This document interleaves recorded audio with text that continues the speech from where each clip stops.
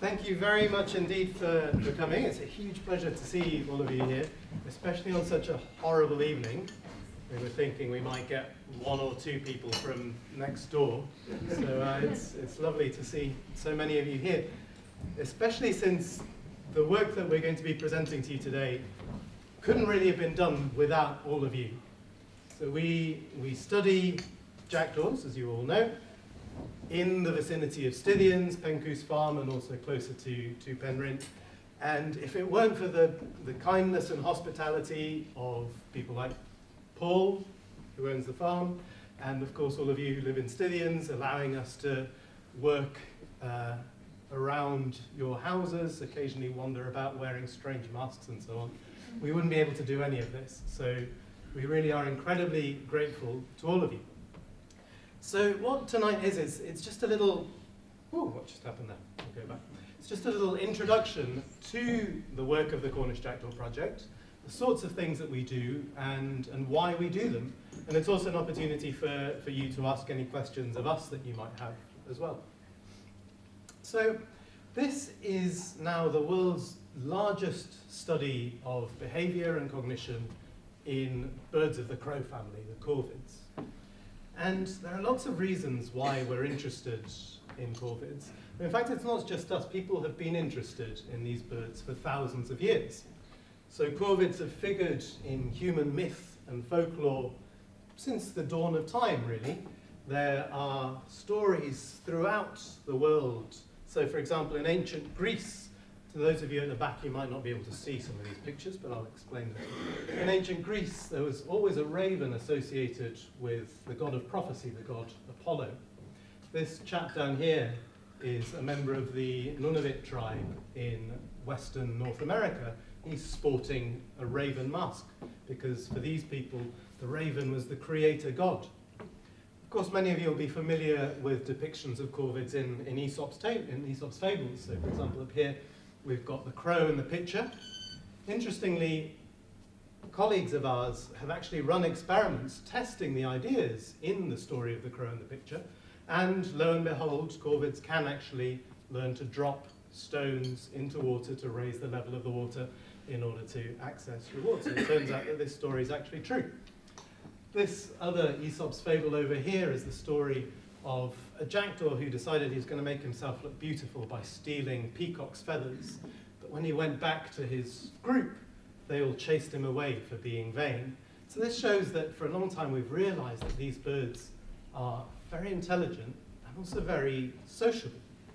And their sociality is also reflected down here. In this picture, this is a painting of the Nativity, a medieval painting. And for those of you who are eagle-eyed, you'll be able to spot the single magpie up here on the roof. This, of course, is a prophecy of the sorrow to come, because there's only one magpie. So people notice that you tend to see these birds in pairs. And as Becky's going to tell us about later, this is an integral part of their lives. They form lifelong couples. So if you see a corvid on its own, that's a rather unusual thing, and people seem to have noticed this, hence the famous rhyme, one for sorrow, two for joy. And of course here we see jackdaws often around the church, and this is a very common place for jackdaws to nest, and because of this in Wales, for example, Welsh folklore tells that jackdaws are holy birds because of where they nest. They nest in church towers, and so they're associated with holiness and drive away the devil. So all of these stories are there for a reason. They're there because people have noticed that these birds seem to be remarkably intelligent and remarkably social. And this is really where the science starts to come in, because part of what we do is trying to understand what underlies some of these ideas. And in fact, if we look at the brains of these birds, you can see that there is something to it. So again, those of you at the back might struggle to see this, but this is just a little chart that shows these circles indicate the size of the brain of different birds, and the orange bits of the circle show the proportion of the brain that's occupied by the forebrain, which you can think of as the thinking part of the brain, the part of the brain that controls cognitive processes. So in something like a raven has a brain that's about 14.5 grams, and about 80% of that is composed of the forebrain. compare that, for example, to a pigeon. So a raven's brain is 7 times larger than that of a pigeon. The birds that we study, jackdaws, they're about the same size as a pigeon, but their brains are nevertheless still several times larger. So these birds seem to be flying around with pretty impressive computers in their heads. They're flying around with brains that are far bigger than one might expect for an animal of their size. So the thing that we are really interested in studying is how these birds solve the sorts of problems that they encounter in their environment. So the core of what we study is cognition. And I'm going to try and explain what that means in this slide. So any animal will encounter things in its environment. Those things might be other members of its own species, dangerous things like predators, things that may or may not be food, places to build a home. And the animal needs to take in information about all of these things and use the cognitive processes in its brain to make decisions that then lead to behavior. And that behavior might be attacking, coming together with other members of your species, flying away, building a nest, and so on. So the cognitive processes in animals' heads, just as in our heads, allow us to take information in from the environment and make decisions. And these birds have remarkably sophisticated cognitive processes, far more sophisticated than was often realized. And so that's really at the core of all of the things that we study in the Jackdaw project. Probably the most common question that I get when I talk to people about this work is, okay, that's very interesting, but what's it all for? What's the point? And I think there's 3 answers to that question. For me, first and foremost, the answer is that there is value in scientific curiosity. I think it's important to try to understand how the world works, why the world works that way. And so, unashamedly, for me, that's the #1 reason why we study these birds, is to try and satisfy scientific curiosity, because these birds pose an enormous mystery. Like us, they have these brains that are much bigger than you would expect for an animal of their size.